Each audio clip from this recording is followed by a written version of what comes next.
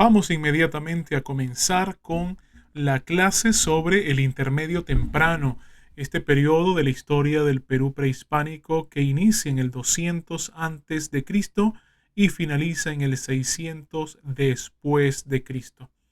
Básicamente en este periodo van a aparecer diferentes culturas regionales, es decir, justo después de la primera unificación regional ocurrida con los Chavín y antes de la segunda unificación regional que ocurrirá con el Imperio Wari, vamos a tener la presencia de diversas culturas regionales de influencia regional, entre las que hoy día vamos a destacar la cultura Nazca y la cultura Moche. Ya la próxima semana estaremos hablando de otras que convivieron de forma contemporánea con estas dos, como la cultura Recuay, la cultura Pucara y la cultura Lima. Vamos a enfocarnos principalmente ahora en la cultura Nazca. Bien, los Nazca se desarrollaron entre el año 0, el año 1 después de Cristo y el 700 después de Cristo. Es decir, en lo que nosotros conocemos a nivel universal, de la historia universal, como el periodo del Imperio Romano y justo la primera parte de la Edad Media, la Baja Edad Media, mientras que en Europa y en Medio Oriente se desarrollaban estos hechos y acontecimientos de la historia universal, en este lado del mundo, en el Perú, en Sudamérica, se desarrollaba la cultura Nazca. ¿Y dónde se desarrollaba? Pues en el actual territorio del departamento de la región de Ica, una región costera. Como su entorno natural, el entorno natural de Ica era desértico y con muy escasas lluvias, pues los nazcas se dedicaron a construir una red de canales y acueductos. ¿Para qué? Pues para recolectar y almacenar el preciado líquido con el cual se abastecían para sus necesidades y sobre todo para la agricultura. Recordemos que todas las culturas andinas prehispánicas fueron culturas agrícolas, culturas que vivían del agro. Estos canales que construyeron los Nazca medían aproximadamente 1 metro de ancho y tenían una profundidad de más de 10 metros. Y cada cierto tramo de estos canales, los Nazca hacían en la superficie una abertura conocida como ojo de agua, tal como lo ven en pantalla. Esas aberturas en forma de escalera de caracol se llamaban ojos de agua y servían sobre todo para limpiar los canales. También los Nazca construyeron reservorios para almacenar el agua y de esa manera poder mantenerla en el desértico y árido paisaje de lo que ahora es Ica.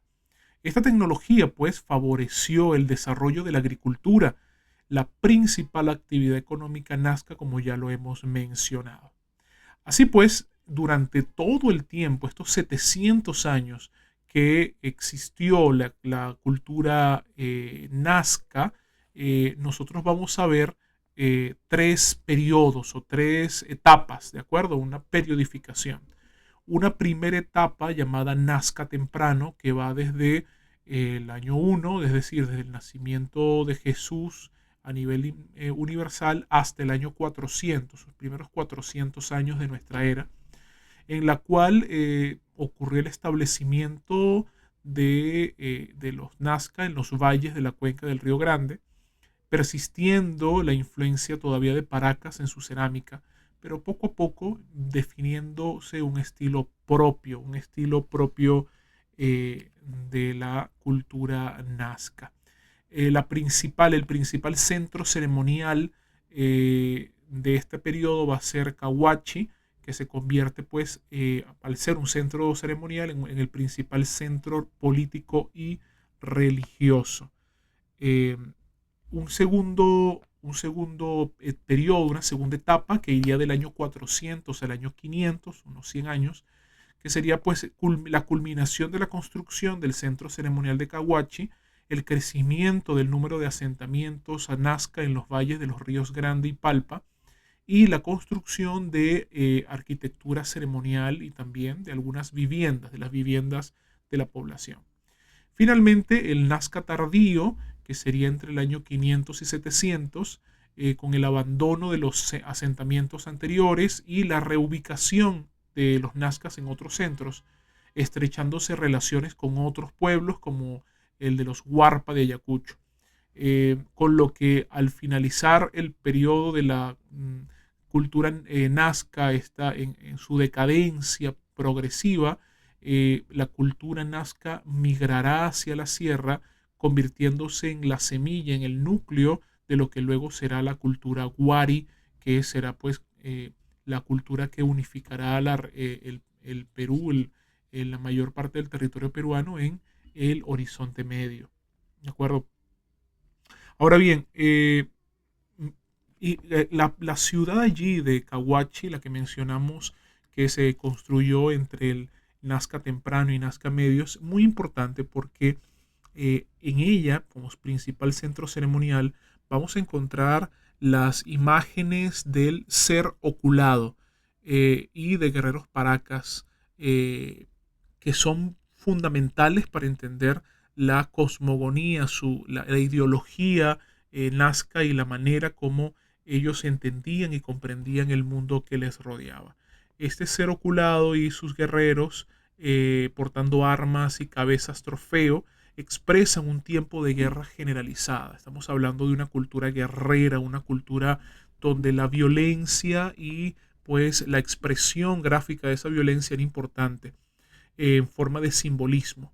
Este simbolismo político de este Estado que recientemente se estaba surgiendo, estuvo plasmado en la personificación simbólica del llamado ser antropomorfo felino, algo que nos recuerda un poquito a Chavín, ¿cierto? Es decir, un poco la extensión de estos elementos felinos, ¿no? en figuras antropomorfas. Este ser oculado, representado en la cerámica polícroma nazca, fue también un símbolo plasmado en sus textiles, también en sus mantas, en sus telas, que acompañaban con estilos, decoraciones, con diseños sumamente complejos y costosos que pues hemos encontrado en las necrópolis de la península de Paracas, porque básicamente los Nazca continuaron, mantuvieron la calidad de los textiles Paracas, mantuvieron esa calidad durante el periodo Nazca. Esta producción textil pues fue un verdadero ejemplo de la puesta en marcha del poder local que instauraría mecanismos de usufructo y de fuerzas de trabajo. Sin embargo, es importante destacar que el elemento de mayor importancia material se refleja en la expresión de una arquitectura monumental, como es, pues hemos dicho, el sitio de Cahuachi. ¿De acuerdo? Así que tengan en cuenta ese nombre, la cultura, el centro ceremonial de Cahuachi y todas las representaciones simbólicas que allí vamos a encontrar. ¿Ok? Ahora, ¿cómo se organizaba la sociedad nazca y cómo éstas se pueden expresar en el arte? Pues los nazca estaban organizados en señoríos independientes gobernados por una élite sacerdotal militarista, como ya hemos mencionado en clases anteriores.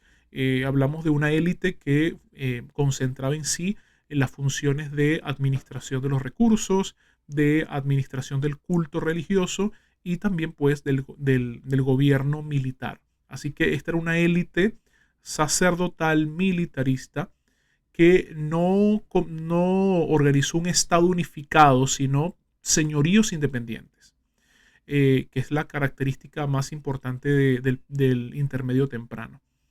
Todos los nazcas compartían creencias religiosas, conceptos culturales, una misma lengua y ocupaban valles vecinos.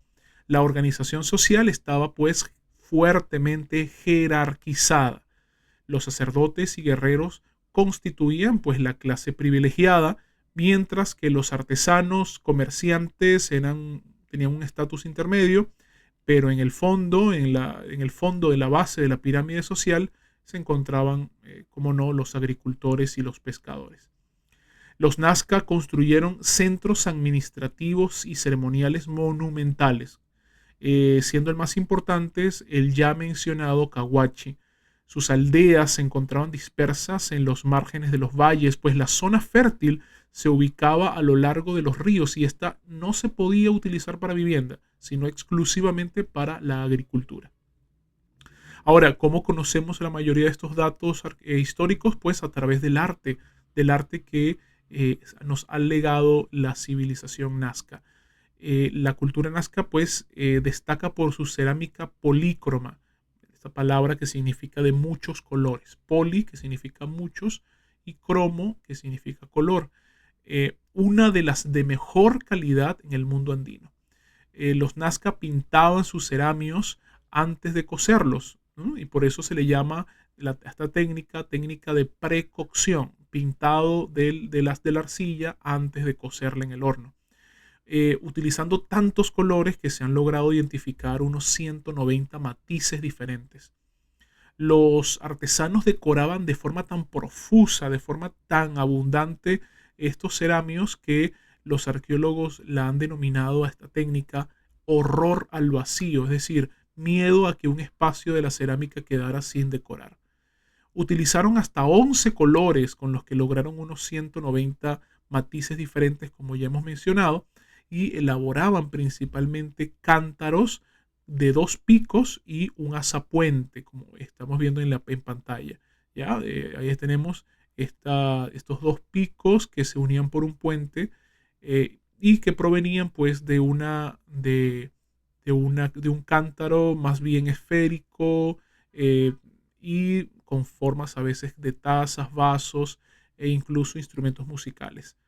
Los motivos más utilizados eran pues los naturalistas, en los que se ilustraban eh, eh, formas de vida, ¿no? Peces, reptiles, aves, productos agrícolas, también actividades como la pesca, las faenas agrícolas y la guerra. Aparte de este motivo naturalista, también habían motivos míticos y religiosos en los que los ceramios pintaban o expresaban el mundo espiritual, ¿no? Las deidades, los espíritus, siendo uno de los más reproducidos este ser mítico antropomorfo que los arqueólogos han denominado Dios volador. Y finalmente, la última categoría, los ceramios geométricos, ¿no?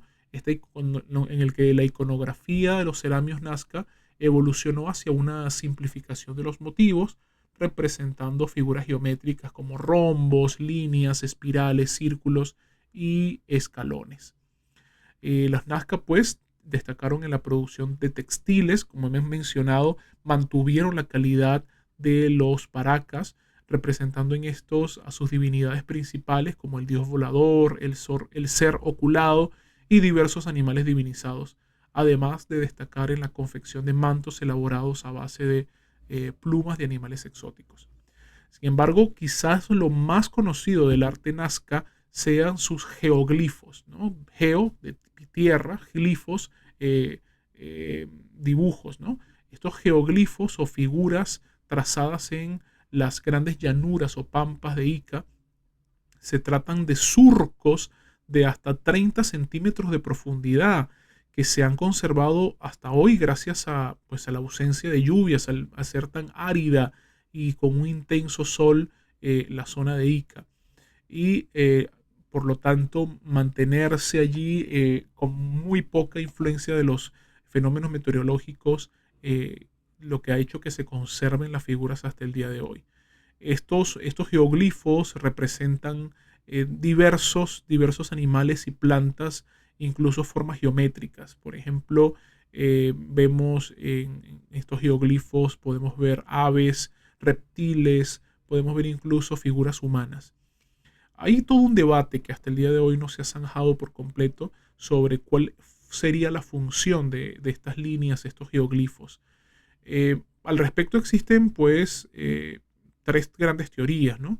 La primera y una de las más importantes fue acuñada por los arqueólogos Paul Kosok y Maria Reiche, quienes plantearon que estas líneas serían un calendario agrario que representaba el movimiento de los astros y planetas. Eh, Este es, a pesar de una de las más importantes, una de las más cuestionadas también. La segunda teoría sería planteada por la historiadora María Rosturowski, quien plantea que estas figuras serían realmente representaciones de los antiguos ayllus o familias o comunidades que conformaban la sociedad nazca originaria, ¿no? Por llamarlo de alguna manera, los linajes antiguos. En estas líneas se realizarían ceremoniales que involucraban a todos los miembros de esos ayllus. Y finalmente las investigaciones más recientes, basadas en propuestas de José Julio César Tello, Toribio Mejía Cespe, proponen que estas líneas serían caminos, o también llamados seques, que conducirían hacia pequeñas huacas o adoratorios asociados al culto del agua y la fertilidad, cosa que no sería extraña considerando el ambiente en el que se encontraban, en el que se desarrollaron. Mientras los Nazca se desarrollaban en la actual región Ica, en la costa, al norte, en la costa norte, de forma contemporánea se desarrollaba la cultura moche, que se desarrolló en la costa norte entre los años 150 y 700 después de Cristo, de nuestra era, y que ocupó los valles de Moche, Chicama, Virú, Lambayeque y Nepeña. Los moches se agrupaban al igual que los nazca en señoríos independientes que estaban vinculados por la religión, por una misma ideología, pero que eran, repito, señoríos independientes, que compartían las mismas tradiciones culturales. Cada valle estaba bajo el dominio de un señor, quien concentraba el poder religioso y por lo tanto mantenemos esta línea que traemos desde el periodo inicial, es decir, los gobiernos teocráticos, es decir, donde la casta sacerdotal, donde la élite sacerdotal también dirige el gobierno civil, por llamarlo de alguna manera. Seguimos con gobiernos teocráticos. Bien. Los moches ocuparon un territorio favorable para la actividad agrícola, pues estos valles mencionados eran muy fértiles. Los moches cultivaron maíz, payar, frijol, camote, calabaza, palta, papaya, pepino, que eran todos ellos la base de su alimentación. Además, también consumían carne, proteína animal de animales terrestres, así como peces y mariscos, ya que el estar pues, en la costa, tener la cercanía del mar peruano, le proporcionaba toda su riqueza, la fauna marina, con gran variedad de recursos alimenticios. Los moche también desarrollaron varias técnicas para mejorar la productividad de sus cultivos. Aprendieron a seleccionar las plantas con el fin de mejorar sus frutos y usaron el guano, que es los desperdicios, estamos hablando de los desperdicios, las heces fecales de las aves guaneras para enriquecer sus tierras de labranza. Asimismo, construyeron canales de irrigación para incrementar el área cultivable. Vemos acá que tenemos una comparación interesante entre Nazca y Moche. Ambos tenían como su principal preocupación el poder controlar las fuentes de agua, es decir, poder canalizarlas, poder recolectarlas y poder conservar el agua, pues al habitar la costa desértica del Perú necesitaban ese recurso de forma desesperada, ¿no? Por eso mantuvieron una tecnología para poder conservar y distribuir el agua entre sus cultivos. Aprendieron pues a construir estos canales para incrementar el área cultivable. También realizaron intercambios de productos exóticos, intercambios comerciales a grandes distancias, viajando hasta Ecuador, a lo que hasta ahora es Ecuador, para obtener el famosísimo ya Spondylus, el que en quechua llamamos muyu. El Spondylus, esta concha marina tan valiosa, y incluso llegaron a Chile para conseguir el mineral del lapislázuli. Con estos dos minerales ofrecían ofrendas a sus dioses y también a sus élites gobernantes. El desarrollo histórico moche fue propuesto por Rafael Larco, quien propone que los moche pasaron por tres etapas, siendo la primera llamada Moche I y Moche II entre el 150 y el 300 después de Cristo, una etapa en la que empiezan a aparecer tradiciones locales como el estilo gallinazo en la cerámica. Luego una etapa de expansión llamada Moche III y Moche IV entre el 300 y el 600 de nuestra era, en el que tenemos el periodo de mayor esplendor artístico y tecnológico moche. Se forman los señoríos Mochica del Norte y Mochica del Sur. En el norte, en los valles de Jequetepeque, y en el sur, los valles de Moche y Chicama. Y finalmente un periodo de decadencia, de ocaso, que iniciaría en el 600 de nuestra era y terminaría en el 700 de nuestra era, después de Cristo, correspondiente pues a la decadencia de esta cultura, en la que aún todavía se construyen sitios como Pampa Grande en el Valle de Lambayeque y Galindo en el Valle de Moche, y ser también la época del apogeo del centro de San José de Moro en el mencionado Valle de Jequetepeque. Básicamente estos tres periodos lo que nos van a señalar también son los diferentes estilos de cerámica que encontraremos en la cultura moche. Sin embargo, es importante destacar que al no ser un estado unificado, sino ser una serie de señoríos, cada uno de los valles ocupados por los moches tuvieron diferencias regionales en la elaboración y los estilos de sus cerámicas. La sociedad moche estaba igual que los Nazca, fuertemente jerarquizados en tres grandes clases sociales. La élite gobernante, que eran los sacerdotes que también administraban los recursos y eran los gobernantes, y luego de ellos los artesanos, que conformaban un importante grupo de la sociedad dedicados exclusivamente a producir los bienes como los trabajos de alfarería, textilería, cerámica y metalurgia. Y finalmente, en la base de la pirámide social, el pueblo, que estaba integrado por pescadores, agricultores y constructores, quienes pagaban tributos en forma de trabajo que servía para construir los edificios y canales de irrigación.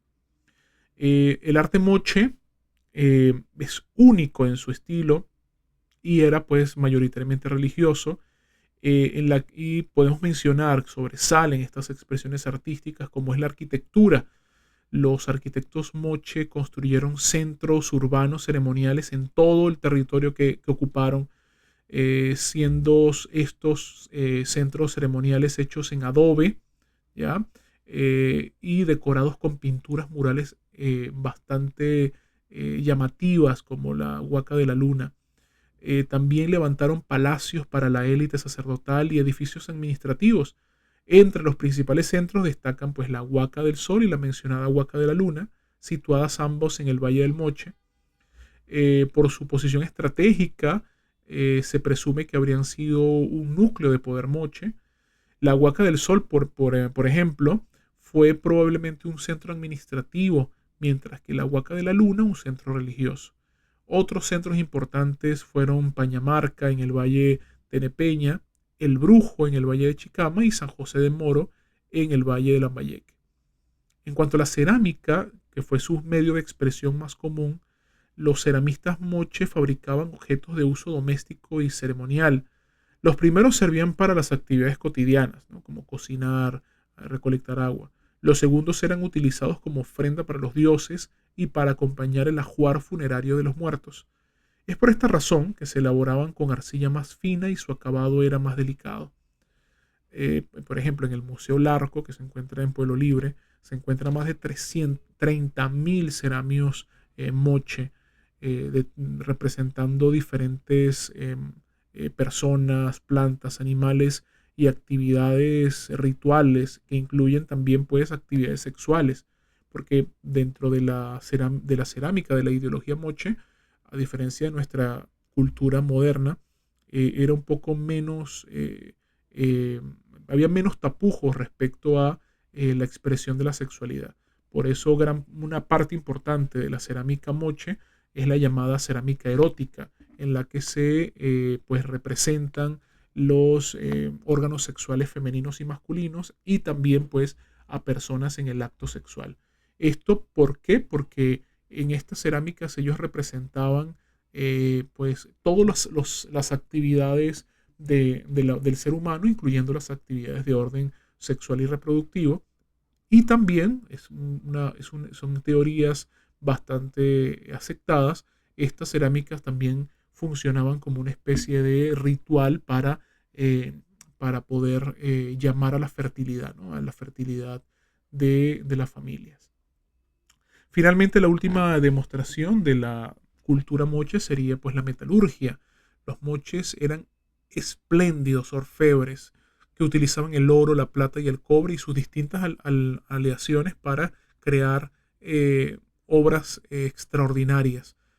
Una de estas aleaciones es la tumbaga, que es una aleación de oro y cobre, trabajándola de tal manera en hornos con pequeños orificios que servían para avivar el fuego, que pues terminaban creando láminas doradas que cortaban y creaban luego figuras, digamos, espléndidas figuras.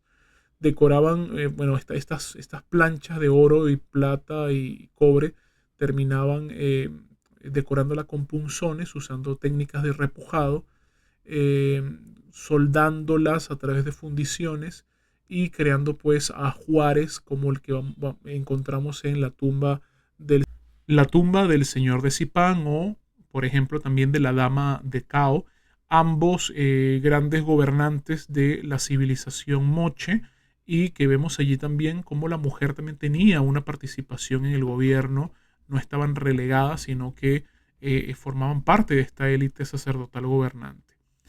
Así pues, llegamos al final de esta breve reseña sobre la cultura nazca y moche, las principales del intermedio temprano. Ya la próxima semana estaremos hablando de otras culturas regionales que existieron contemporáneas a tanto a moche como a nazca, como fueron la cultura recuay, la cultura lima y la cultura pucará, que son también pertenecientes a este periodo de la historia prehispánica del Perú. Hasta entonces.